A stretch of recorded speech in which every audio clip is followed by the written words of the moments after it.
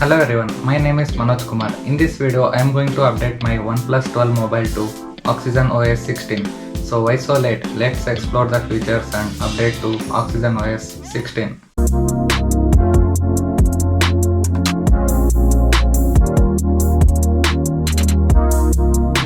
So now I open my mobile. I am going to settings now. Here you can see there is a software update option. So I am clicking on that. And here you can see currently it's in OxygenOS 15. So here it's showing update is available. Here you can see it's a 3.49 GB of update. So it's required some time to update. And here you can see the download and install button. Click on it. Until it downloaded 3.49 GB, we will explore the features, what and all it's in there in the new update. And here you can see the first feature is fast and smooth. In parallel processing, you can experience fast and smooth experience while using the phone. You can see the video, how quickly we can access the apps. If you scroll down little, you can see here Trinity Engine. In Trinity Engine, you can see so many features again. And our second feature is about OnePlus AI features. So in OnePlus AI features, there are several of updates. And currently the Mindspace has many features. You will get to know when you use it. And if you scroll down here, you can see AI powered photos. In Notes app also you can see many AI options like summarizing the text and editing the text and formatting the text. And the Recorder app also got new designs and new AI features in that. And in this feature we can set the motion wallpapers for the home screen and lock screen also. And here you can see the communication and interconnection feature. In that you can use touch to share. See how we can use the touch to share option. Some latest features.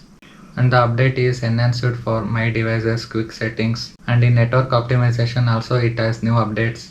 And for security and privacy also they given some updates. So if you want to know what and all features it included in detail, you can go to description and read it. A few moments later.